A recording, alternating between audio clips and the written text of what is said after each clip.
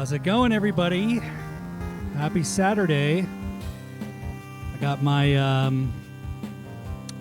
stream set up. I got my chores done for today. So while the sweet Sega CD title screen music plays in the background, I'm just going to say welcome to a mini Quarren stream. This one's going to be a little shorter and a little bit different than the ones that I've done previously, but I still think it's going to be pretty fun. I only had a brief amount of time to tell people about it, so I don't know if anybody's going to be here for it or not, but let's hope so, you know? We'll get the shout-outs done right at the top. First of all, I obviously want to shout out to the band that we're talking about today, Information Society. Information Society is without a doubt my favorite band of all time. They've been a band that I've been into since about 88 or 89, whenever the first album came out, and they just really struck a chord with me, and I've been a huge fan ever since. So today I wanted to do something kind of special. I said in my Stalker stream that the primary reason that I bought my Sega CD was because the Sega CD would play CD+G graphics. And CD+G graphics are basically what are used to do like karaoke videos on CD. And I think that's probably why I was included in the Sega CD, was so that people could have the ability to play karaoke CDs at their house. But there was a few albums that came out with additional content on them. And as it happens, one of the albums that came out with that content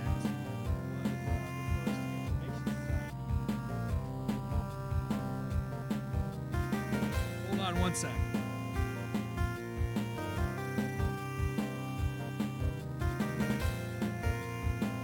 So one of the albums that came out like that was Information Society's debut album, the self-titled Information Society album that came out on Tommyboy.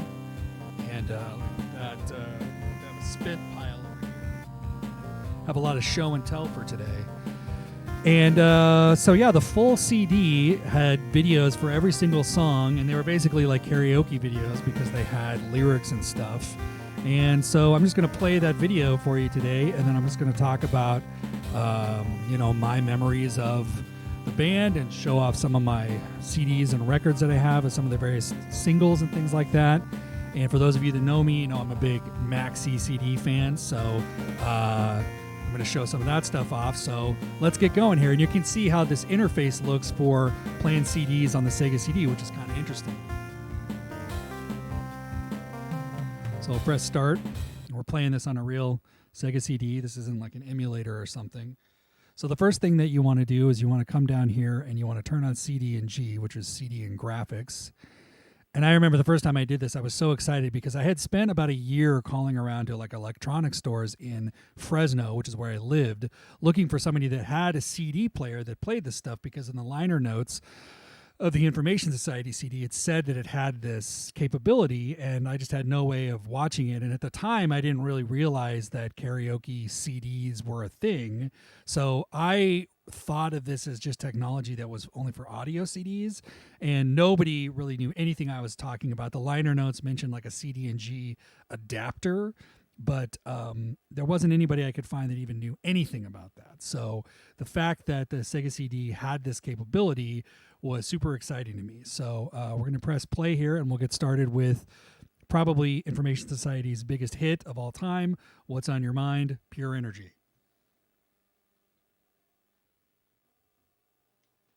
So far, but we're not out yet.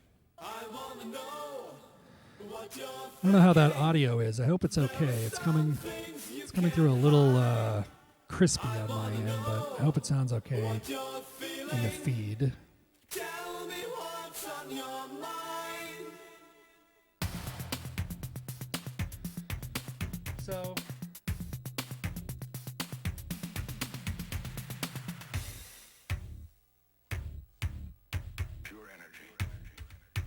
this song was obviously their biggest hit. For anybody that hasn't heard of the band before, this is the song where I say like, oh yeah, this is the band's biggest song. I sing it, and people are like, oh yeah, sure, I kind of know that.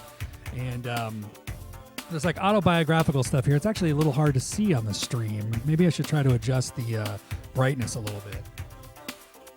See if I can get that dialed in a little bit better so that you can all see that.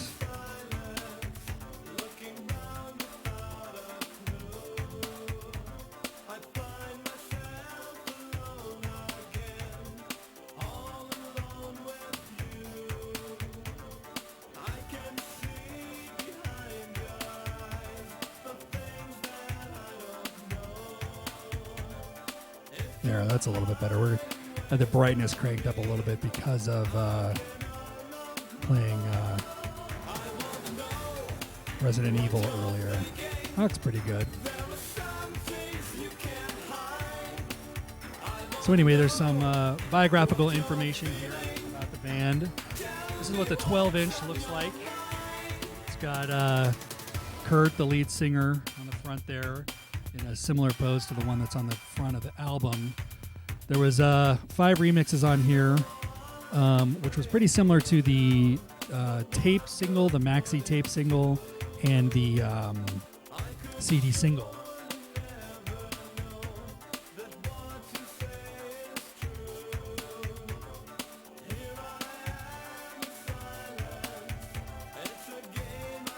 So I have this, which was like a re-release of the CD single. I have the old original black and red CD single somewhere, but it's in a box or something like that. This was released, I think, re-released sometime in the mid '90s. Basically, has the same songs as the as are on the album vinyl version. Much later on, in like the 2000s, right at the beginning of the 2000s, Tommy Boy reissued What's on Your Mind. Looks like this. And there was a couple of remixes on there from some sort of house DJs at the time.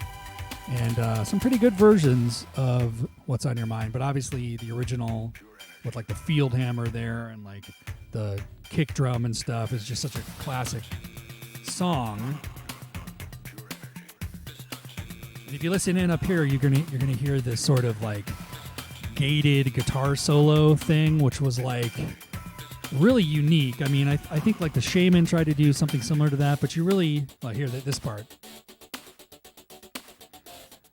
I don't know. To me, that was just such an iconic sound as a kid, and that I just loved it. I just couldn't get enough of this part of the song. I mean, the whole song I think is awesome, but this part in particular I think is the part that really felt like future music to me, or like the way music was going to be in the year 2000 or something like that. And yeah, and then when the kick drum comes back in, the vocals are great. I mean, the production is just incredible. This is like my platonic ideal of a good song. Oh crap, we got Tween in here. Sorry Tween, I didn't see you jump in. What's up, bro? We're having a little bit more of a low-key stream today. Streaming my favorite band, Information Society's first album, the CD+G graphics on the Sega CD, which is basically like early karaoke technology baked into a regular audio CD. So sit back and feel the grooves. All right, what do we got here? This is... Tomorrow. Okay, Tomorrow, I think, should have been a single. It is a fantastic song. The chorus is incredible. Supposedly, the story is that Amanda, the lady in the band, was like kind of strumming this chorus on her guitar, and Paul heard the song and was like, "Oh my God, that's like an amazing song," and basically kind of lifted it from her, and then they built this song around it. And I just think like the synth programming in this is really great too. Like the little sounds mix really well together, and just kind of has like a airy groove to it, you know. And I don't know. I loved all this stuff that they included in here about how they made these songs and what their studio was like was just amazing to me as a like 11-year-old kid. Like I dreamed of making electronic music, And I just had no idea how to do that. Like, I grew up in rural Nevada. There wasn't a drum machine. There was barely a synthesizer, which would be like some Mormon family's Casio, electronic piano or whatever. And I just didn't really have anyone who knew about it or any sort of frame of reference for like how one would go about doing this kind of stuff. And so to me, I mean, this video alone was like a real, I don't know, like a primer on like how this kind of music would be created. And again, the lyrics here, you can kind of hear they're these sort of like romantic vocals, sort of about like love, and they're kind of melancholy at the same time. And Information Society really struck a chord with the sort of Latin community in New York, and they're kind of lumped in with other Latin freestyle groups of the time who also had a similar sound, like this kind of electronic dance music, but with these sort of emotional, heartfelt lyrics over it. And in particular, I think Running, which is a song that's going to come up here pretty soon, was a song that was a particularly big hit among that crowd. But obviously, I'm also a huge fan of freestyle music and a lot of their contemporary bands. But I sort of got into it via Information Society, and obviously hearing some similar stuff like that on like Stevie B or something like that on the radio in like the 90s, early 90s, So, yeah. And of course, you're getting some like, so this is all kind of like, fan club type information about the band and the band members and stuff like that. And all of this was great. I freaking loved all of it,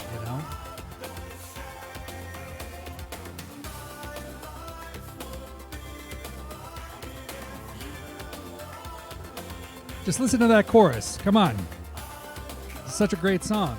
And this was not a single. This album had 4 singles, and they were all great, but I definitely think this should have been a single, maybe over Lay All Your Love on Me, even though Lay All Your Love on Me is a cover and a great song. Oh my God, Jack Attack's in here. What's up, Jack Attack? Dang. I guess I learned my lesson about if I want to have OK Clan come in, I got to stream earlier. My late night West Coast streams are just not working for the OK Clan, The OK Clan takes one look at, an early stream time, and they go, "Gah!" And then they don't come to see the thing,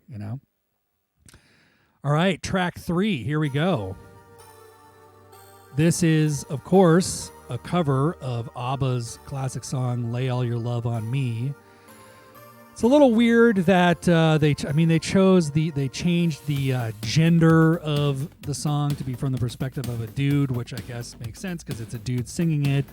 But I think in retrospect, I sort of liked Erasure's take better, which was where he just left it from the female's point of view because, I don't know, just think like that's just funny to me. Yeah, Michigan, what's up? This band, Information Society, they're from Minnesota, so this is like some nice Midwestern dance music from the early 90s for you, so that should fit. You should fit right in with that.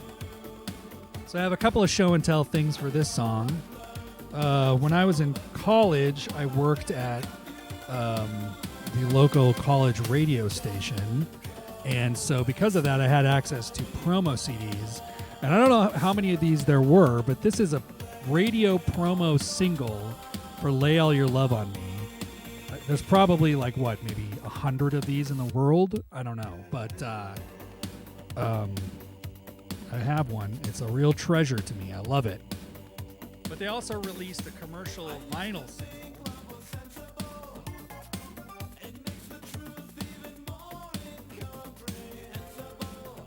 I think they should have put Amanda on the cover of this one. The other singles all had the other bros from Information Society, but this is what the cover of Lay All Your Love on Me looks like. There's a really good Phil Harding mix on here, and there's also a kind of a vocal-only mix of Funky at 45, which is kind of weird because that's just like a digital computer voice, but at the time, that was like pretty sweet.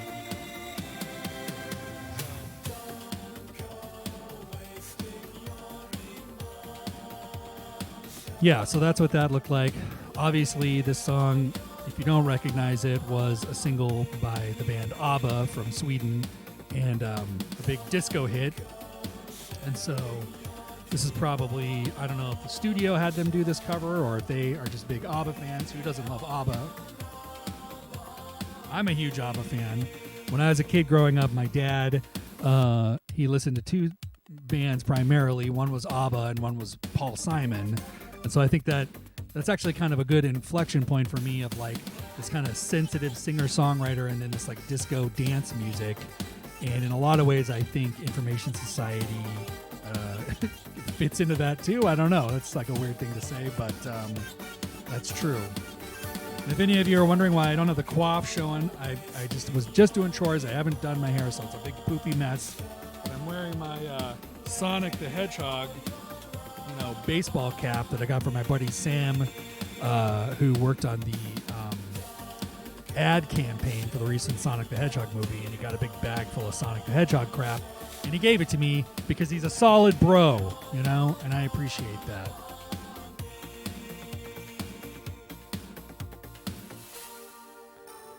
This is true. ABBA is amazing. I mean, I don't think Lay All Your Love on Me is my favorite ABBA song. Probably my favorite ABBA song. I don't know. I think I like The Visitors from The Visitors, which is not like a big hit of theirs.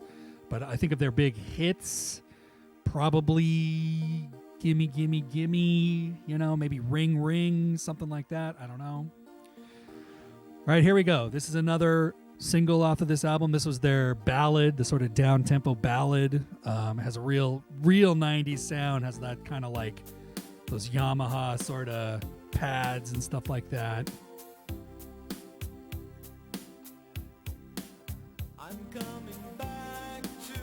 This is what the vinyl single for this song looked like.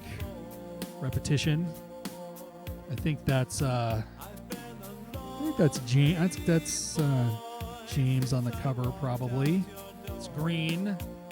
It's really not. There's not any other versions of Repetition on here, but there are two versions of Something in the Air, which was it's a song that we haven't heard yet, but there's like a club version of that and a dub mix of that. And I haven't listened to those in a long time, so to be honest with you, I can't remember if they're good or not. They're probably great,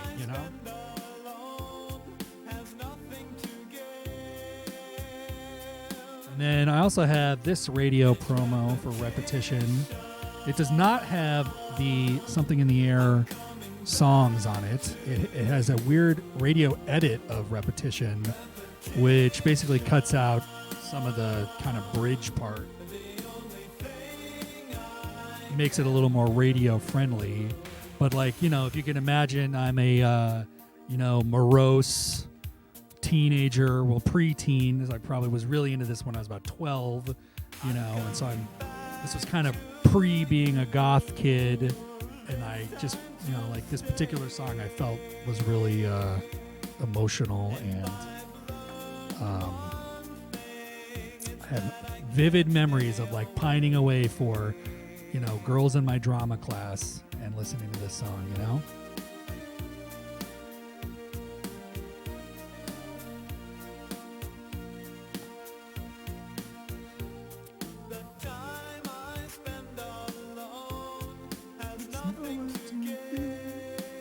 Come on.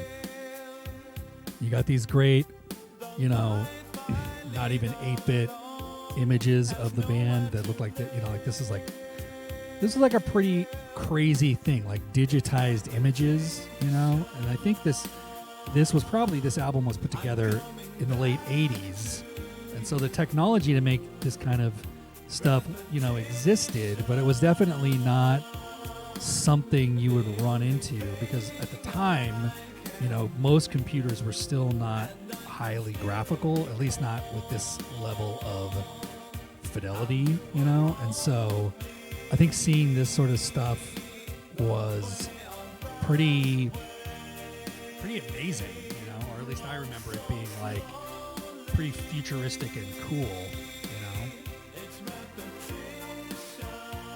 And I think some of these people that are in these pictures are not even the current band members, but like I know that this song is kind of about, or maybe Walking Away is about like a previous iteration of Information Society, and kind of feeling like they're locked in a loop. Jack is asking me how LA is. Today is a beautiful day, and Red and I went for a nice walk this morning. It's been like raining and gloomy for about a week and a half, which makes quarantine even more miserable.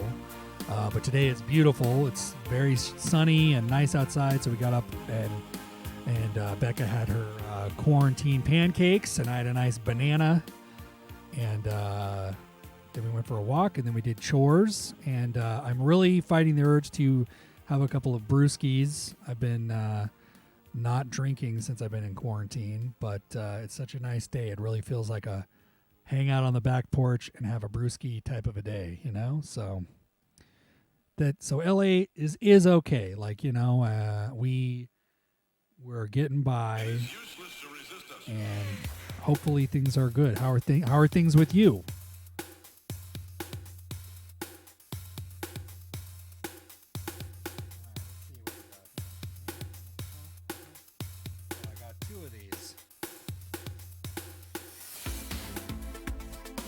All right, this is probably my second favorite song on the album. This is "Walking Away," which I think is also the most kind of dancey, freestyle-y, Information Society-ish song on the album. This is what the vinyl looks like. It's got Paul Robb on the cover. The vinyl has a remix of "Make It Funky" called "Make It Funkier," which is just kind of an extended version of that. It's got a few other remixes. I think my favorite mix on here is the Space Age mix, but it's good vinyl.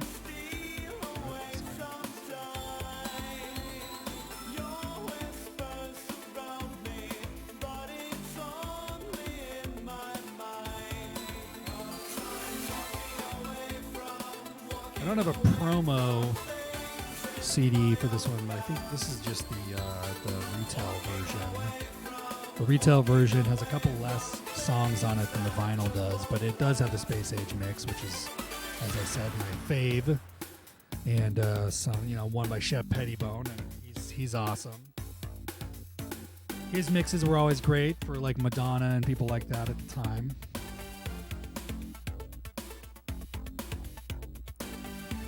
Yeah, you gotta have a routine. Like, lucky for me, I didn't get laid off or anything, so I'm just like, I get up in the morning, I take a shower, and then I go sit in our guest bedroom and, read emails all day. And I'm lucky that way. I have so many friends that are furloughed or laid off or something horrible like that. And, I was really struggling with feeling, kind of overwhelmed by all the news and stuff. And that's one of the reasons that I started streaming like this, because it kind of gives me a project, something to think about that takes my mind off of, reading the news and all that kind of stuff. So hopefully this is working for people, giving them something else to focus on,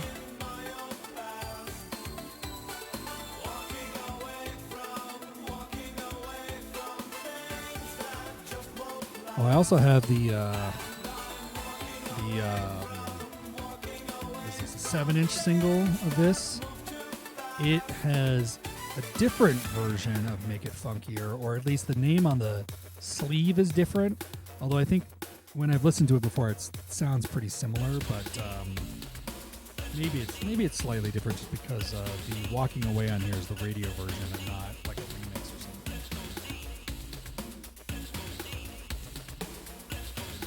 And like this song, like the vocal samples and stuff, like this is what I was really into as a kid, and like this part here with like the, like those sounds are just like great, love them.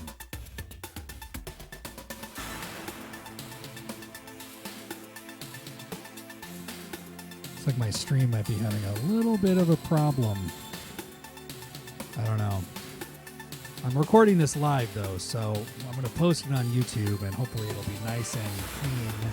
I was noticing sometimes some of my streams were getting a little bit bogged down at some points, and so I want to make sure I retain like a good version for people to watch later on. We're in the Geek Cave, so the Geek Cave's internet can be a little bit spotty at times, depending on what's going on out there, But all my routers are green, so, what can I say? I'm hoping that we're doing good,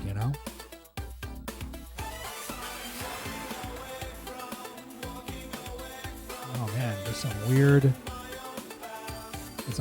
artifacting on the screen there. I hope this disc makes it all the way through, It's been a while since I played this whole CD, so hopefully it's, well, I guess that's, I don't know. Well, we'll see. I don't know. You got those, like, horn synthesizers, like that was just a big thing at the time, that kind of fake brass section, What are you playing lately, Jack? What are you into? Are you guys, I don't see you on Destiny a lot. Are you still playing games, or what's the story there? Well, this is the beginning of side B, if you were listening to the tape. It's got a real dramatic intro. Another great song. I mean, every single song, obviously, I love every single song, so that is fantastic,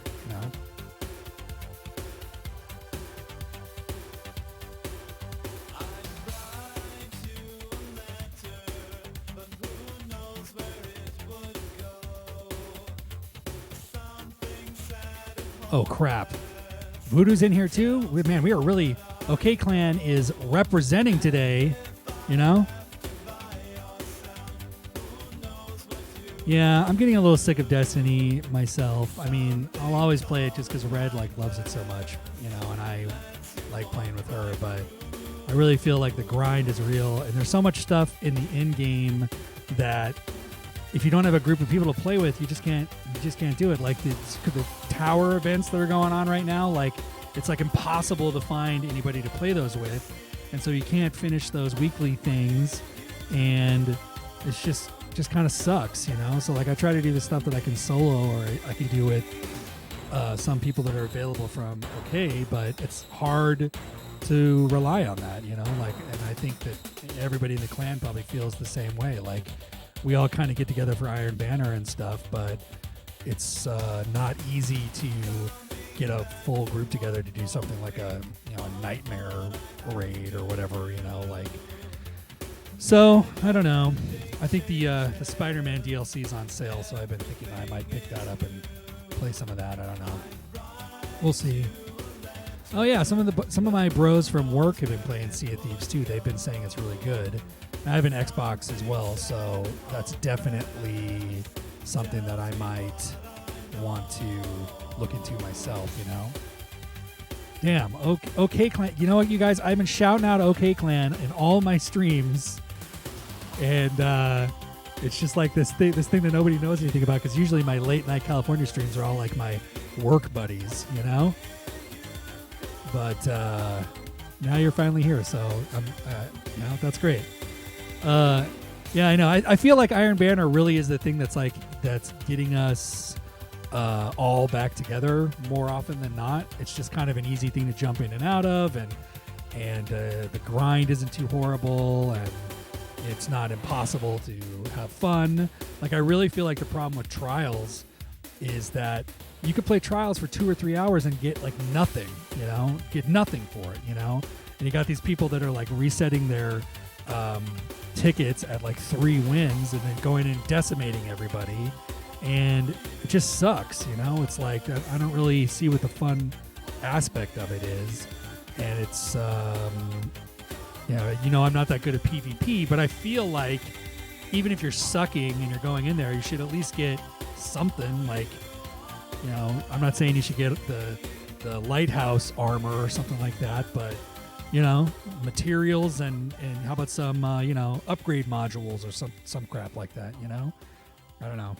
I just am totally not interested in Trials, and that's not just because I suck at PvP, because I love Iron Banner, but I just feel like it's not for me. It's like this. It's another piece of endgame content that I just can't get into because it doesn't seem to value my time as a player. You know.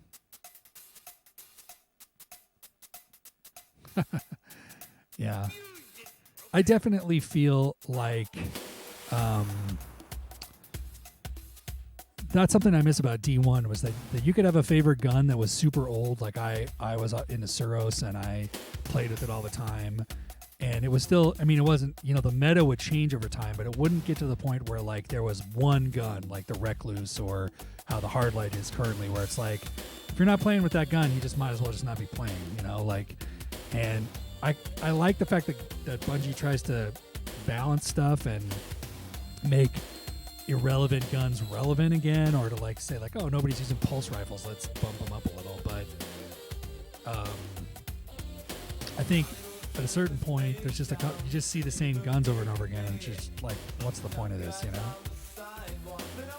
This song, Attitude, I don't know. I think this one has aged the least best of all the songs. It's like this kind of weird, like urban thing they were going for, like this kind of, I don't know. It's very 90s, I think.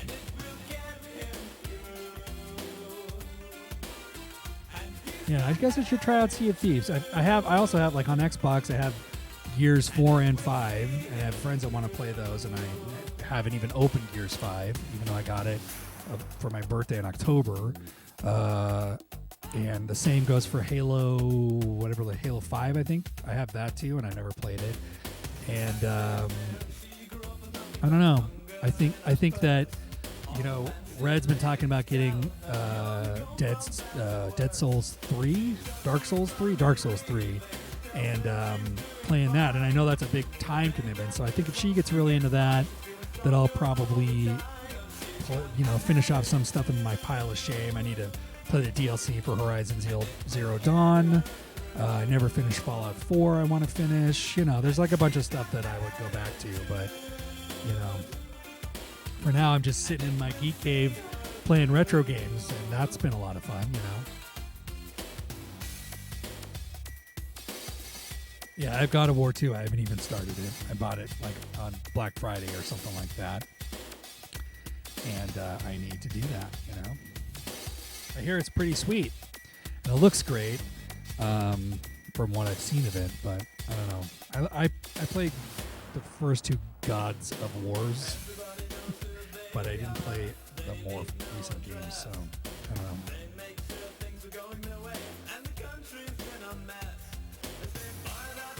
Old guns that are good, I think. Well, you guys know I use Sweet Business a lot, so it's business time, bro. That's a good one. I do like what they did with fusion rifles, where all the weird ass random gunsmith fusion rifles all of a sudden became like better again. Like, I think that was like a cool maneuver. I kind of like that, where like I've been feeling that way about the Half Dan D, because the range on that thing is so far. It's almost more like a scout rifle. And I feel like it's a contender against Hardlights because of the distance you can get with it. And I do sort of like that, like when random old, supposedly trash guns suddenly become relevant again,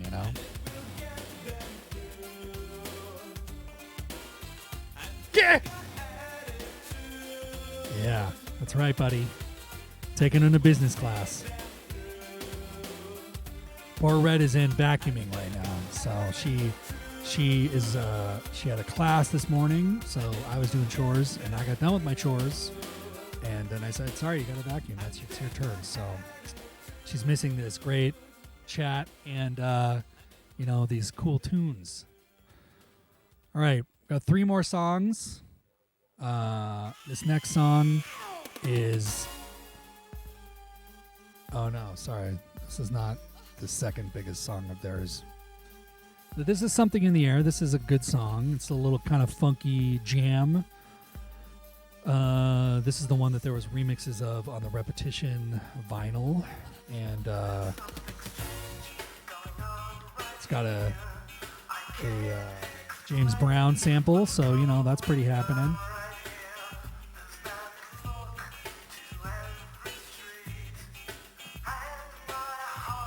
Listen, Voodoo, this is this is not an alphas only zone, This is a beta friendly environment, so Twin wants to come in here, it's totally fine, We're not gonna the alpha streams, those are the 7 p.m. streams, he can't stay up that late, so that's where it goes to,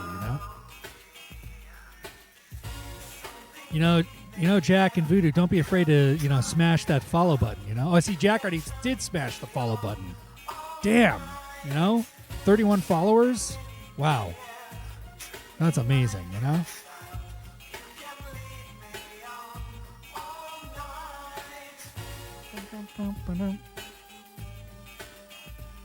Listen, I'm casual for life. I'm over here. You guys are all doing trials. I'm playing Yu-Gi-Oh cards. That's it.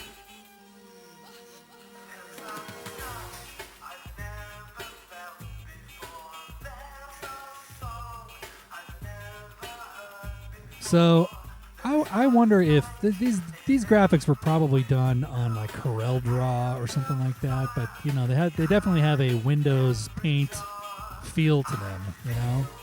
And I wonder who the artist was. I wonder if the band was the artist or if they had a real early digital cartoonist,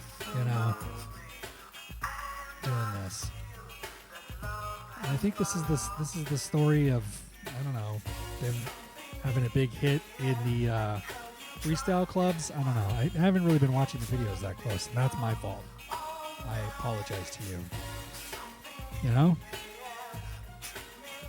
Tween, smash that follow button, please. Like and subscribe.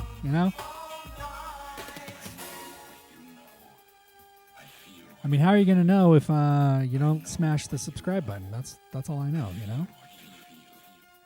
Damn, we're up to 5 viewers. Hey, I love it. This is great. That's what I need.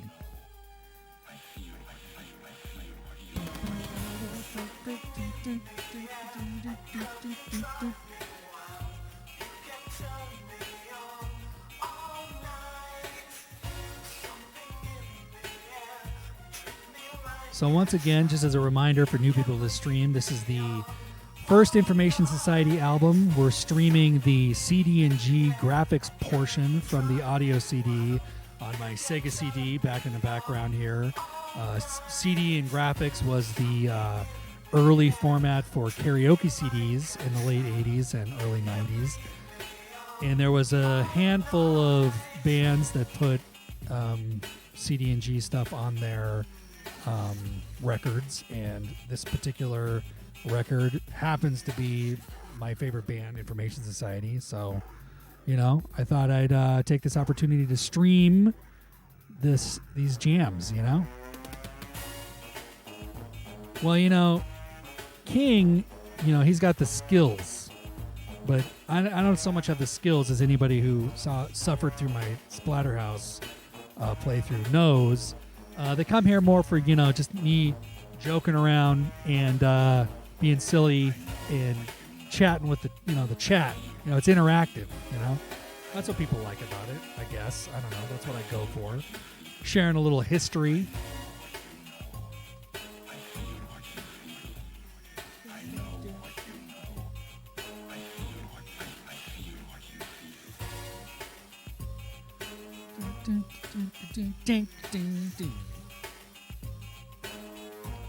The big payback,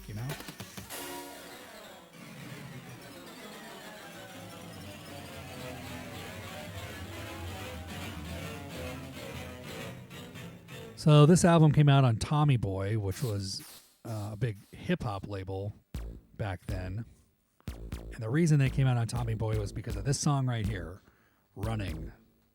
This was their big club hit. And it was in all of the kind of underground dance clubs at the time.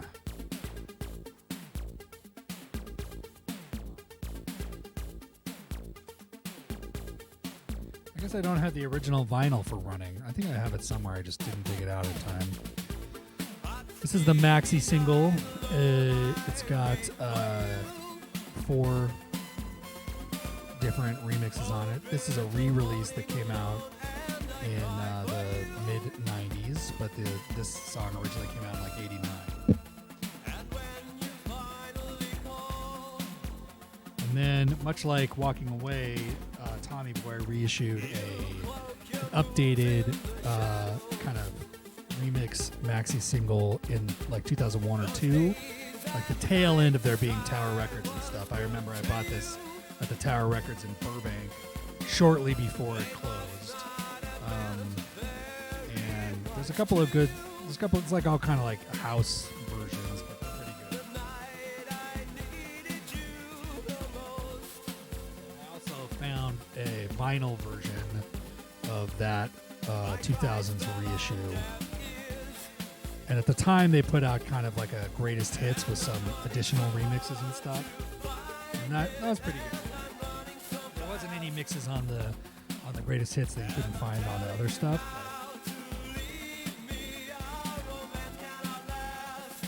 And then a lot of these songs also came out on Cleopatra when Kurt, the lead singer, was signed to Cleopatra, and Information Society was kind of a solo act. And he released this single with all kind of redone versions of the original songs from the first two albums, the first two Tommy Boy albums. And, these were remixed by some in-house, like sort of goth and industrial bands. And I guess the most charitable way to talk about it would be to say that it's of the time that it came out. I mean, like Raised in Black and some of those kind of bands are good bands for the time, for what they were. I don't think that that's really held up as well, and the production values are a little lower, so it's definitely not my favorite versions of those songs. But as an Information Society completist, you gotta have them all, like Pokemons.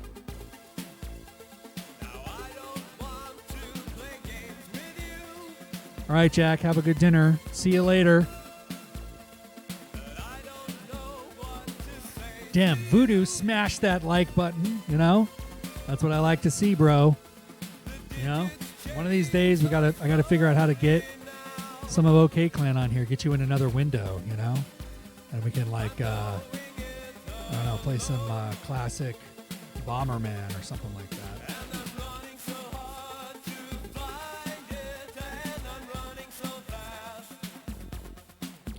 Again, you got that sweet, kick drum, 808 stuff going on. Great programming in this song.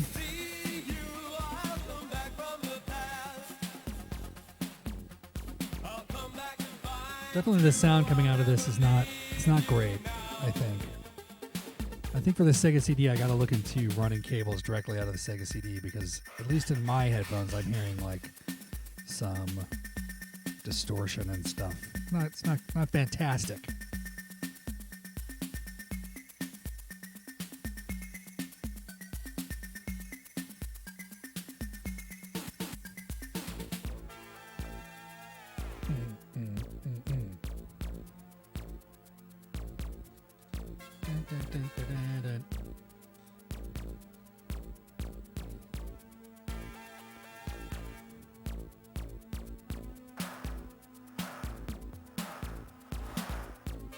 Oh man, this is I totally remember this from being a kid, just seeing this part where they're all up on stage and just dreaming of being able to see Information Society live. And I actually never got to see them until much, much later in my life, like 2004 or so. I saw them at the Viper Room in LA, and it was awesome. And I wish that I had been able to see them earlier. But at the time that I was really into them as a kid, my mom was afraid I was going to get accosted by marauding street gangs or something like that, and so I didn't really get to go to shows and stuff like that a lot. But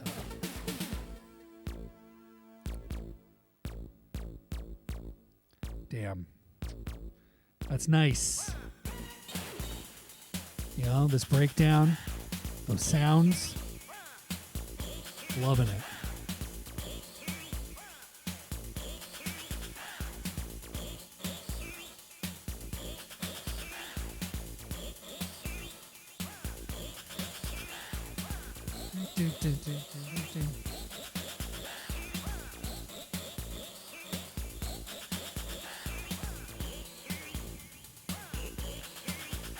Information Society went on to release 2 more major label releases. They had an album called Hack, which came out in like 1990 or so. And that also, I loved front to back. All the songs mixed together, and it had like kind of like a cyberpunk feeling. And I was a big fan of that. I had all the singles and stuff. Then they had an album that came out in about 92 that was called Peace and Love Incorporated. And it was a lot more influenced by like kind of the rave and techno sounds of the day. They had some great songs on that, and some, songs that were definitely sort of the time that they came out. And unfortunately, that was the last album they put out on a major label. And they broke up for a long time, and Kurt did Information Society as kind of a solo act. And then they have since reunited and they've been putting out albums more recently in the kind of self-published era. The most recent thing they put out was an album of cover songs. And there's it's hit and miss. Depends on how you feel about those songs. I prefer their original work over their covers, but I'm always happy to have new Information Society stuff, and I hope to see them again in concert one day, and it'd be great. And actually, my band White Cube did a remix for their song "The Land of the Blind," which came out in 2014, which was probably the apex of my musical career. I'll never do anything better than that. And when we played San Francisco, Kurt from Information Society was in the audience to see V&V Nation, who we were opening for. And we were playing at the time kind of a DJ set, and so we played the remix that we had made. And Kurt came to the front of the stage and was like, "What the heck are you guys doing? This is our song." And then we're like, "Get up here, man." And so Kurt got on stage and he was like singing along, and it was like the greatest moment of my life. There will never be a greater moment than that. It was awesome.